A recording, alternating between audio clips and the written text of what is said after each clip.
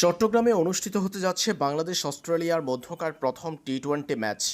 আগামীকাল বেলা ২টা থেকে অনুষ্ঠিত হবে সিরিজের প্রথম টি-20। সিরিজের বাকি দুই টি-20 অনুষ্ঠিত হবে যথাক্রমে ১৯ ও ২১ জুন। এদিকে অজিতের বিপক্ষে টি-20 সিরিজের আগে বাংলাদেশের টি-20-র নিয়মিত ক্যাপ্টেন লিটন দাসকে নিয়ে শঙ্কা ছিল। প্রথম টি-20-তে তাকে দেখা যাবে কিনা সেটা নির্ভর করবে তার সবশেষ এমআরআই স্ক্যান রিপোর্টের উপর। দল তার জন্য শেষ পর্যন্ত অপেক্ষা করবে বলে জানা গেছে।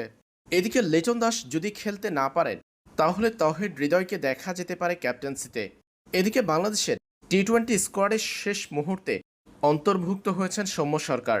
পারভেজ হোসেন ইমনের অসুস্থতার কারণে সৌম্যকে দলে অন্তর্ভুক্ত করা হয়েছে, তবে শেষ পর্যন্ত তার খেলা নাও হতে পারে। ইমনকেই দেখা যাবে টাইগারদের একাদশে।